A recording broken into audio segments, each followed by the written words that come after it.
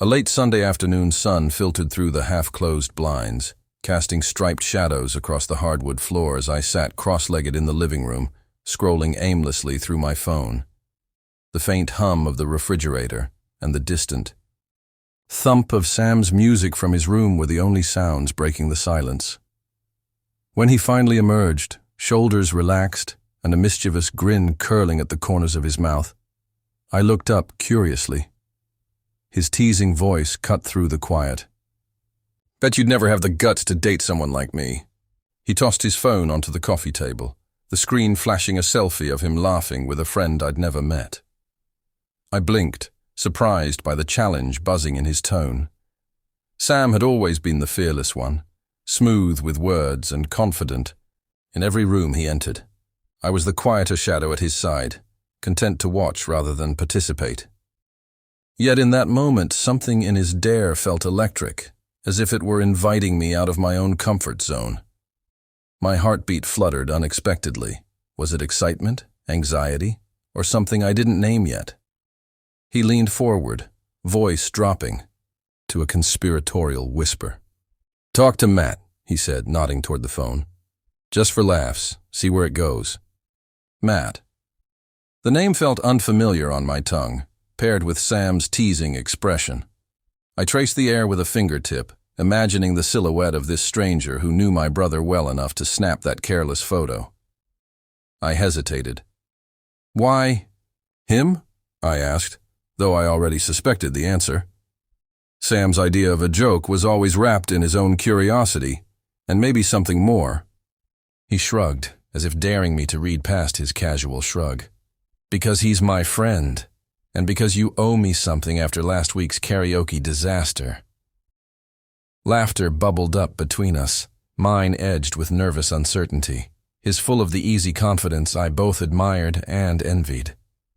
I rested my palm on the coffee table, fingertips brushing Sam's phone. The screen glowed with Matt's name across a new text message. "Hey, Sam says hi. Thought I'd check in." It was simple, unassuming, but my pulse quickened. Agreeing felt effortless and reckless all at once. "Fine," I said, voice steadier than I felt, and tapped the reply button. My thumbs hovered as I typed, the cursor blinking in rhythm with my racing heart. Before I could second-guess myself, I pressed send. A moment later, a new message appeared. "Nice to meet you." I exhaled, the weight of anticipation settling around my shoulders like a cloak. Sam watched me with that same teasing glint in his eyes, the earlier dare now landing between us like a silent promise. In the stillness that followed, I felt the first flutter of something fragile and unfamiliar. Possibility. My fingers trembled on the phone, and I realized I was no longer just playing along with Sam's joke. I was standing at the edge of something I couldn't yet name, and I was determined to find out where it would lead. Late that evening, my phone buzzed again, dragging me from a restless haze of thoughts. The notification glowed with Matt's name, and I hesitated only a heartbeat before opening it. His first message was warm and unassuming. "Hope your day wasn't too terrible. Got room for one more random chat?" I smiled at the casual invitation and tapped out a reply. Our conversation flowed effortlessly. Matt asked about my favorite music, an instant connection when I confessed my secret love for old-school jazz, and he admitted to sneaking vinyl records out of his roommate's collection. He sent me a photo of his cluttered living room, warm lamplight pooling over mismatched cushions and towering bookshelves.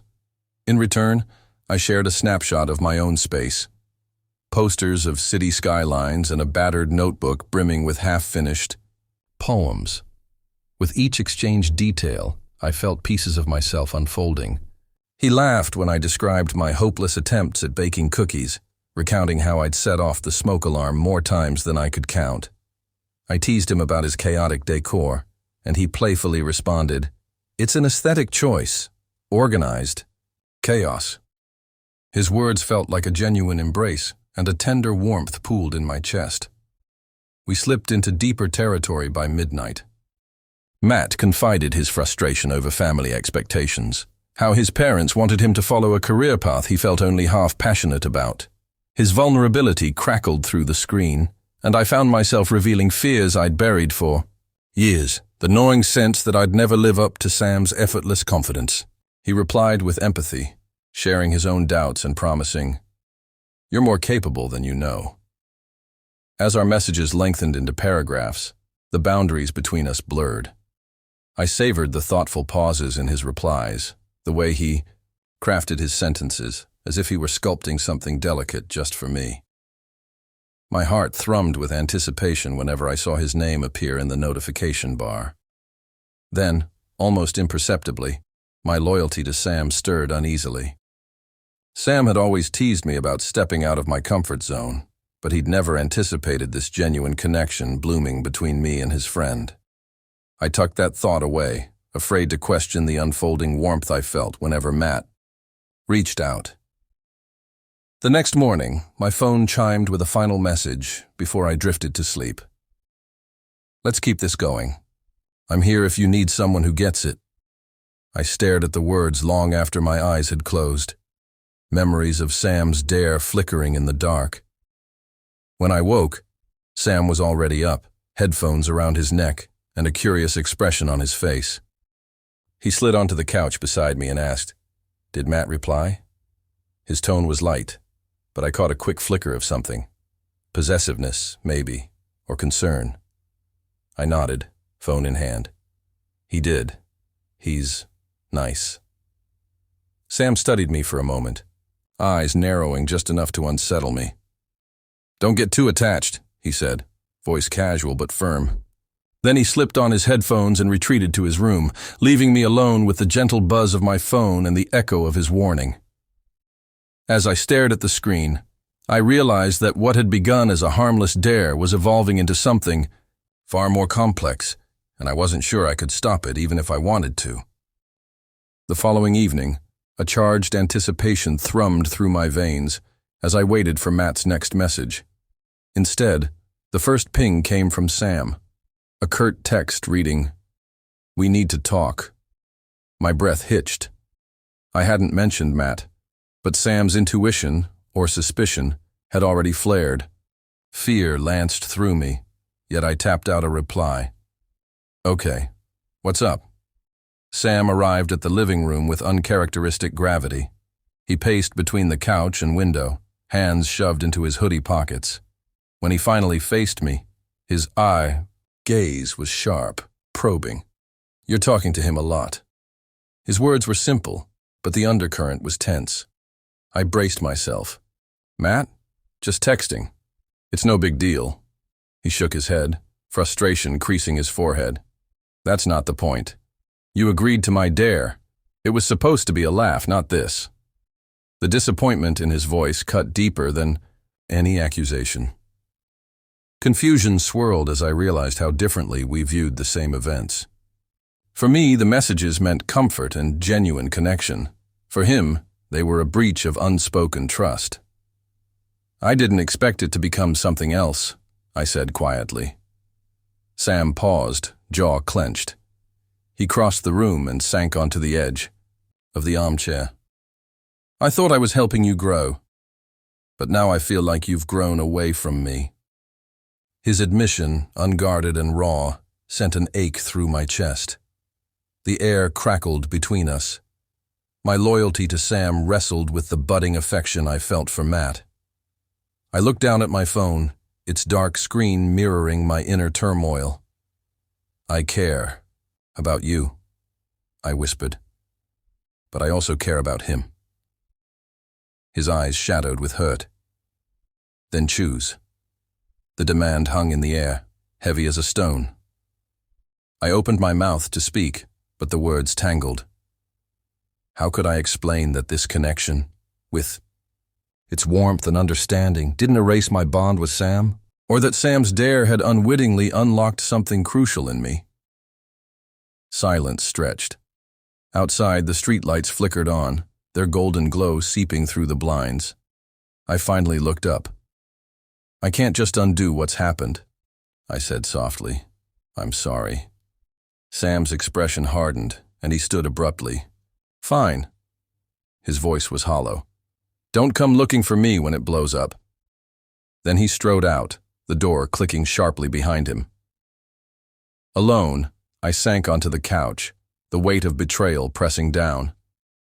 Not just Sam's sense of betrayal, but my own fear that I'd hurt the person I loved most. My heart pounded as the room fell silent, save for the faint hum of the refrigerator. I glanced at my phone, Matt's unread message still waiting. Its presence felt both comforting and culpable. I opened the conversation and stared at the last line. "I'm here if you need someone who gets it." A tremor of resolve steadied my hand. I tapped out a reply. "I need to talk." As the I message sent, I realized the path ahead would force me to reckon with loyalty, love, and the painful choices they demanded.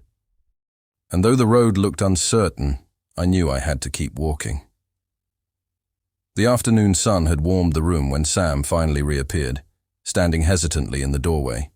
His expression was cautious, as though he feared what he might find. I motioned to the couch, and he sank down beside me, arms wrapped around his knees. Between us, the silence pulsed with unsaid words. I took a steadying breath. "I reached out to Matt," I began, voice measured. I needed someone who understood how lost I felt. My confession felt like shedding a heavy coat. Sam's eyes lowered, the tension in his shoulders easing slightly.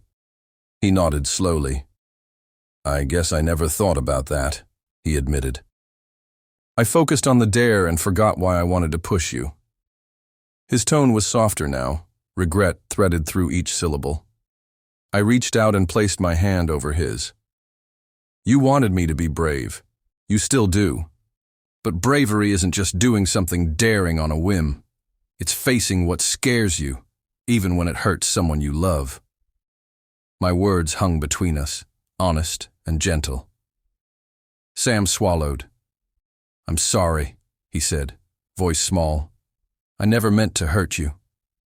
His apology was sincere, and I felt the divide between us begin to narrow.